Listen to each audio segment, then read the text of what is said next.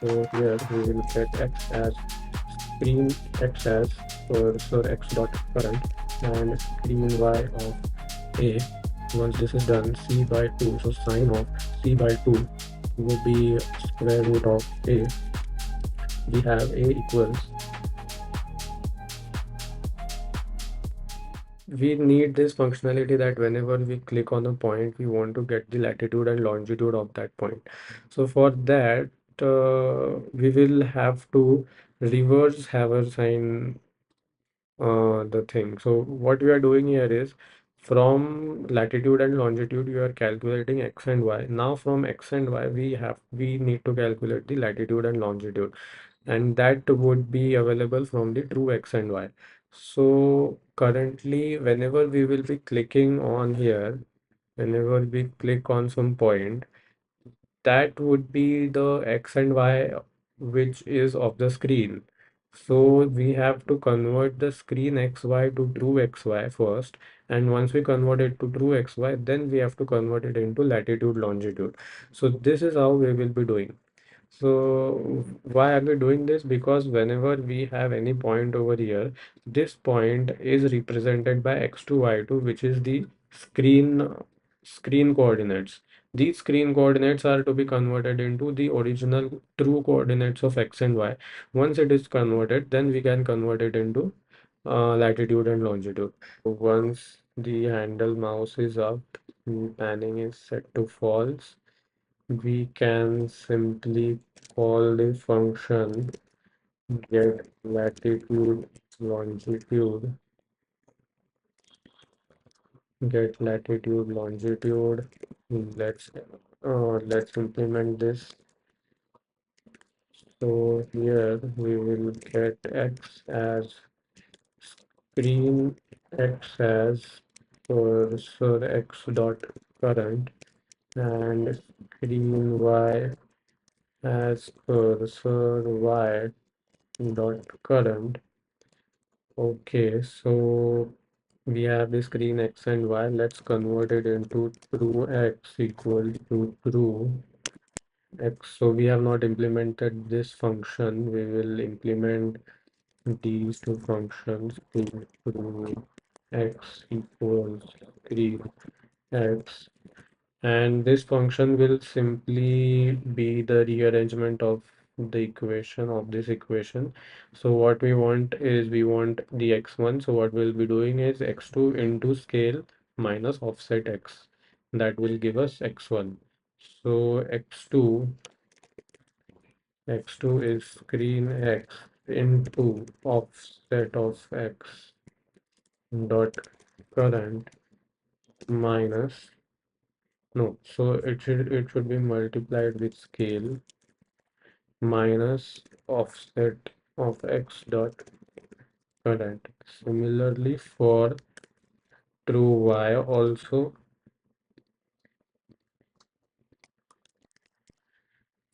so these two functions are done to true x screen of x and const true y equals to true y of screen of y. Now once these points are obtained, we need to get the latitude and longitude. Okay, so the thing here is that we have x and y. From x and y, we can calculate x distance and y distance.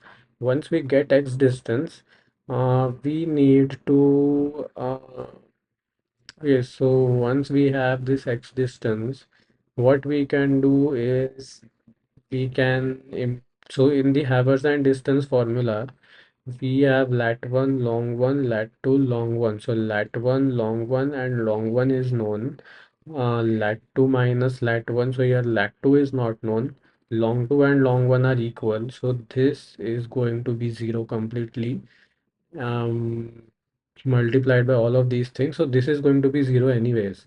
So okay, so yeah, so this is going to be 0, and if it is 0, so this was the Haversine distance. Okay, so for Haversine distance, we have to reverse this.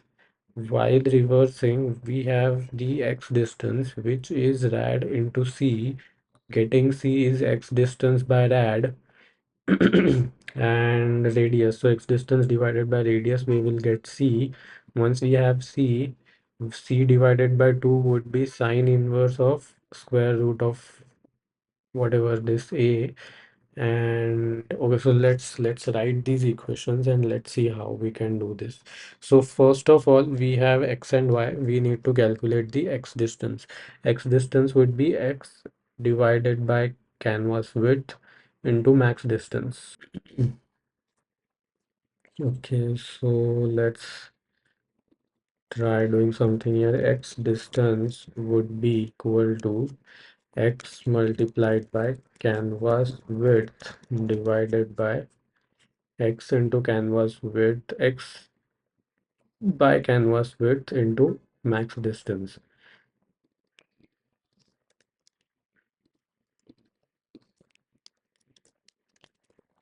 into max distance. So this is the x distance that we have obtained. Now, when we put this x distance into the Haversine distance formula, okay, so first of all, we will have to calculate this c. So what will this c be? So uh, c would be so rad radius multiplied by c is the x distance. So let's write this here. Radius multiplied by c equals x distance. So c would be x distance by radius. So this is one important thing that we have. C is x distance by radius. Once we have c, we can say now the other part is that c is two times of sine inverse.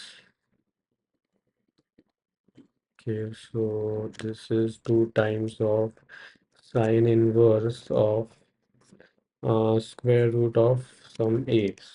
Two times of sine inverse of square root of some a. So now here we are supposed to find a. So c by 2 equals sine inverse of square root of a. Once this is done, c by 2, so sine of c by 2 would be square root of a, right? So sine of c by 2 would be square root of a. Now a would be sine of c by 2 raised to 2. So sine square c by 2 is a. That will be done here. And after that, once we get a, a is going to be this. So whenever we are calculating the x distance, long 1 and long 2 are same. So this will be 0. And a would be, so a for x, let's say for x, we have a as sine of lat 2 minus lat 1. So it will be sine of lat 2 minus lat 1, sine of lat 2 minus lat 1 by 2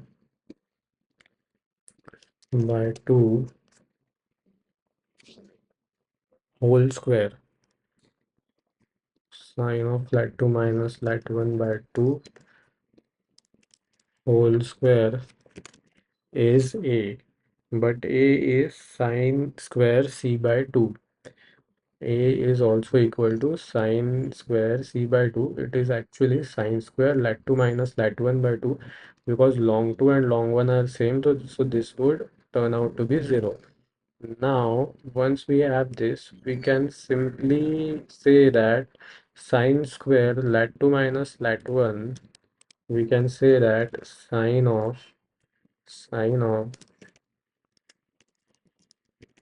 lat 2 minus lat 1 by 2 is equal to sine of c by 2. So there are multiple things that have to be taken into account, but for now let's keep it this way. So sine square of A minus sine square of B would be sine A minus sine B equal to sine A plus sine B. So if we try using that, we will get, so either, so there are two things that are possible over here. Sine of lat 2 minus lat 1 by 2 can be equal to sine C by 2, or sine of lat 2 minus lat 1 by 2 can be equal to minus of sine C by 2. So which also means that that lat 2 minus lat 1 by 2 can be equal to plus minus of C by 2. So this is how it is going to be, which means that lat 2 minus lat 1 will be equal to plus minus C. So so lat 1 is going to be the origin. So lat 2 that we are here to find out is nothing but lat 2 that we are going to find out is nothing but lat 1 plus minus C. So we will have to choose one out of plus minus C. So yeah, and that is fair as well, because if you have this as the x distance, it can be in the forward direction or in the backward direction. Anyways, it can be. So for that, but obviously, lat 1 is the origin, and origin is at the top left of the screen. So if origin is at the top left, we always will be having plus. So I'll just write it down here, lat 1 plus C. And okay, so yeah, this is lat 1 plus C. Why? Because origin is at the top left. So for this reason, we will be adding C here. So yeah, so I think that should work. Okay, so to summarize, what are the three, four steps that we are going to do? Yeah, so first, calculating the x distance. Once we have the x distance, we can calculate radius. We can calculate c as x distance by radius. Once we have c, we can simply get the latitude from. So we can get the latitude simply here. And in case of longitude, things will change. So let's see what can be done. For y, we have a equals sine of sine of. Okay, so when we are calculating y distance, in y distance we have the latitudes to be same. When the latitudes are same, this first term is going to be 0, and we are caring about the second term only. So long 2 minus long 1 will be a positive value. Along with that, the uh, cos of lat 1 and lat 2. So okay, so this might be a little tricky. Okay, so for y we have so for y also, y distance will be this, and c that we will be obtaining would be y distance by radius. Now that we have obtained c, we can calculate a as well. So a would be sine of sine square c by 2. Also, a is also going to be sine of long 1 long 2 minus long 1 by 2 whole square multiplied by cos of flat 1 and cos of flat 2 multiplied by cos of flat 1 and cos of flat 2. So okay, so what we have to find here is the long 2. Lat 1, we know what lat 1 is, and lat 2 is something that we have found already, right? Okay, so Here the dependency is on x distance. Yeah, right. With the dependency has to be on x distance. So long 2 minus long 1, here long 2 is missing and we have cos of lat 1 and lat 2. So the next step would be sine square sine of long 2 minus long 1 whole square sine of long 2 minus long 1 by 2 whole square is equal to a by sine a by cos of lat 1 into cos of lat 2. So this is the sine square long 2 minus long 1 by 2. And okay, so this is a and this is also a. If we just try to equate these, do we get something? Okay, so let's do that. Let's do that. Let's equate of sine square of c by 2 sine c by 2 whole square equals sine of long 2 minus long 1 by 2 of whole square into cos of lat 1 into cos of lat 2. So this is the y. Now from y we can deduce the fact that sine of c by 2 is equal to sine of long 2 minus long 1 by 2 into square root of cos of lat 1 cos of lat 1 into cos of lat 2. Let's simply say sine of c by 2 divided by square root of cos of lat 1 into cos of lat 2 is equal to sine of long 2 minus long 1 by 2. So I'll just say long 2 minus long 1 by 2, and this one here. The entire thing has to get into sine inverse. So this is the final thing. From this we can get long 2. So long 2 would be 2 times of a sine of c by 2 sine of c by 2 by square root of cos of lat 1 into cos of lat 2. Log 2 is equal to 2 times of this plus log 1. So this finally is the thing that we want. So we are taking sine inverse over here. In lat 1 we don't face any of these problems, but because longitude changes and it shrinks down at the poles, we have to take that into account. So these are the two most important things that we'll be doing.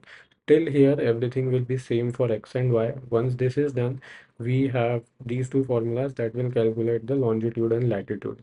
So